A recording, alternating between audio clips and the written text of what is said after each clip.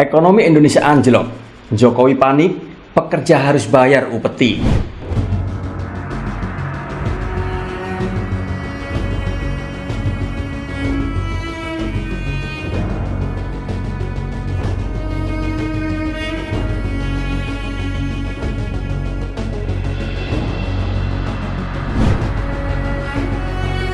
Selamat datang kembali pada channel favorit ini.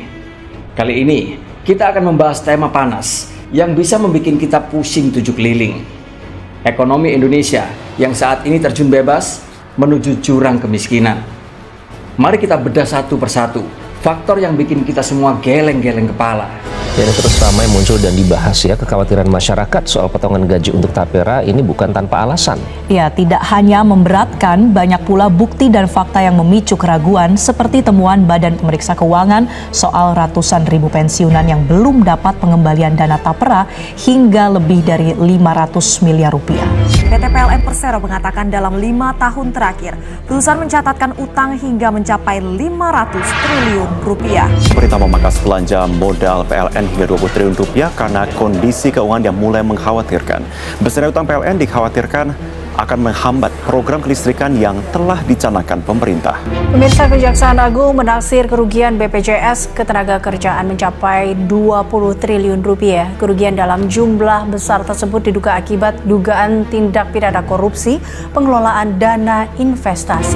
PT Pertamina Persero mengalami kerugian lebih dari 11 triliun rupiah di semester 1 tahun 2020. Pertamina mengalami 3 tekanan berupa tekanan harga minyak dunia, turunnya konsumsi BBM dalam negeri, serta rugi kurs. Pemirsa, pada pembukaan perdagangan pasar valuta hari ini, pasca libur panjang, nilai tukar rupiah pun turun hingga melampaui 16.100 per dolar Amerika. Kita beralih ke informasi lain, saudara. Utang pemerintah Indonesia di awal tahun sudah cetak rekor tertinggi sepanjang sejarah. Januari 2024, utang pemerintah Indonesia naik 108 triliun hingga tembus 8.253 triliun rupiah. BPJS Kesehatan surplus, benarkah hadiah dari pemerintah? Tahun 2014 sampai 2020, BPJS Kesehatan terus-menerus mengalami defisit anggaran. Jadi masalah kronis pada 2019, defisitnya mencapai 15,5 triliun rupiah. Akan tetapi, tiba-tiba pada tahun 2021 dan 2022, BPJS Kesehatan surplus. Wow, ini mukjizat atau ada yang disembunyikan? Menurut analis Trubus Radiansyah, surplus ini bukan karena kinerja BPJS yang membaik, tapi karena kebijakan pemerintah yang menaikkan iuran, yaitu iuran bagi penerima bantuan naik dari Rp23.000 menjadi Rp42.000 per orang per bulan. Ini sih namanya rakyat diperas, bukan diberi hadiah. Dan fakta yang kedua, Pertamina dan PLN telah rugi triliunan rupiah. Pertamina dan PLN, dua raksasa energi Indonesia, ternyata juga nggak lepas dari masalah. Pertamina ditaksir rugi, yaitu sebesar 191 triliun rupiah karena harga minyak dunia yang kian semakin naik. Sementara PLN telah defisit 71 triliun rupiah akibat harga batu bara yang meroket. Gimana bisa? Pertamina yang terpaksa menahan harga BBM biar rakyat nggak demo, tapi ujung-ujungnya kas perusahaan pun akhirnya jebol. PLN juga sama, nggak bisa menaikkan tarif dasar listrik meski harga batu bara telah naik. Menteri Keuangan Sri Mulyani pun pernah bilang bahwa defisit ini membuat dua arus kas perusahaan ini selalu negatif, dan ini pun sudah lebih dari sekedar alarm merah. Bahkan ini adalah sirine bahaya.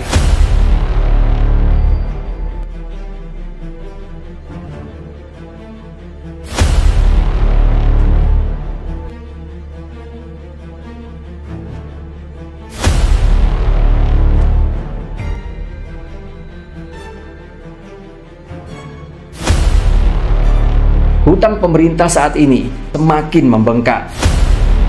Ngomong-ngomong soal utang pemerintah kita kayaknya hobi banget dalam ngumpulin utang pada awal 2024 ini. Utang pemerintah pun naik menjadi 8.253 triliun rupiah, yang sebagian besar utang ini berupa surat berharga negara atau SBN serta pinjaman luar negeri. Rasio utang terhadap PDB pun kembali naik menjadi 38,75%. Katanya, hutang ini masih di bawah batas aman, yaitu sebesar 60%. Tapi siapa yang bisa tidur nyenyak dengan angka setinggi itu? Belum berhenti sampai di sini. Pemerintah pun saat ini terseok-seok karena anjloknya perekonomian dan kian semakin terpuruk. Dan tahu nggak, nilai tukar rupiah juga ikut-ikutan anjlok akhir-akhir ini, yaitu menjadi 16.235 per dolar Amerika Serikat. Dan ini pun membuat harga-harga barang impor kian semakin naik. Biaya hidup makin mahal, daya beli masyarakat pun semakin turun.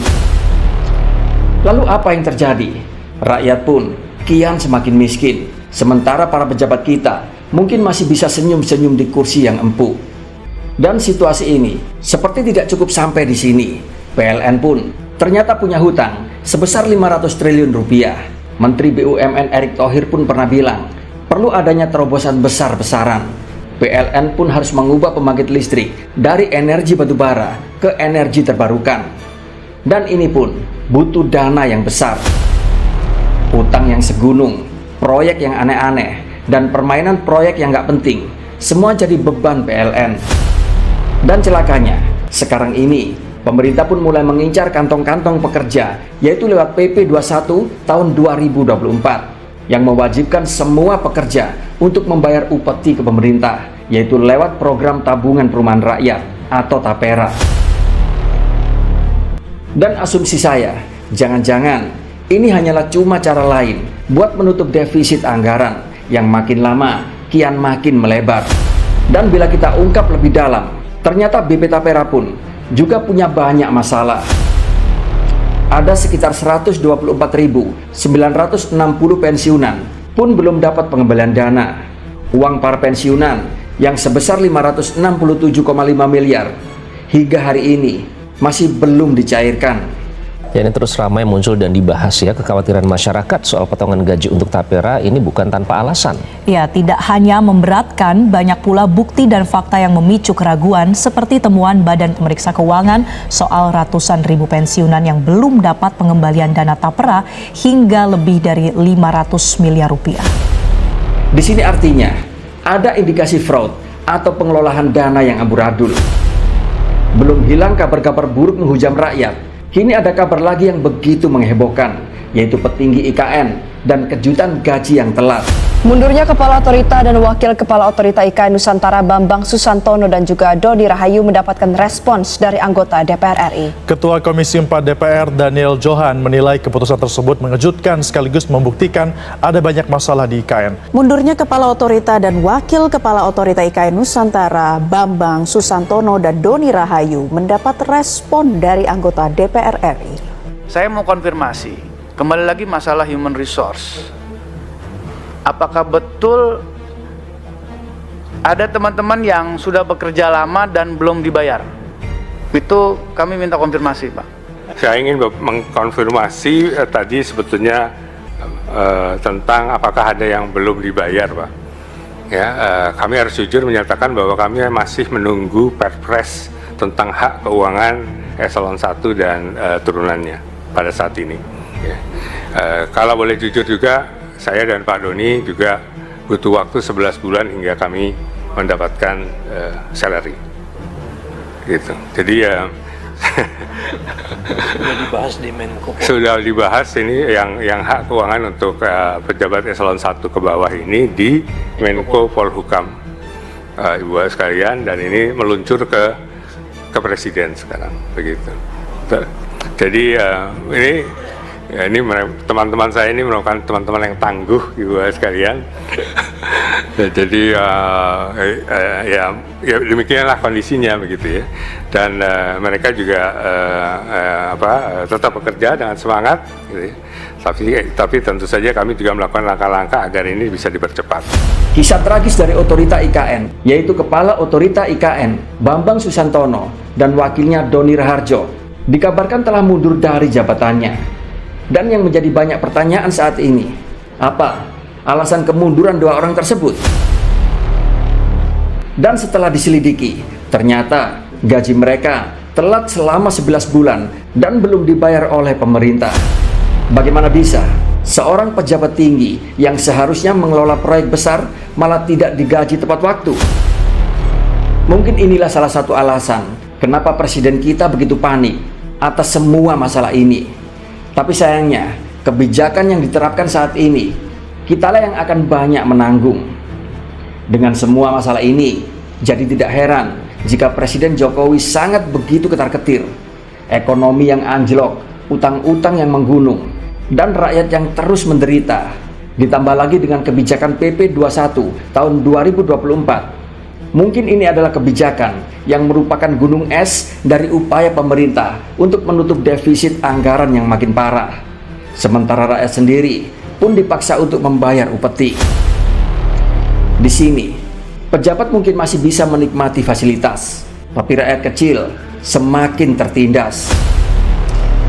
Jadi di sini, apa pendapat kalian tentang kondisi ekonomi kita saat ini?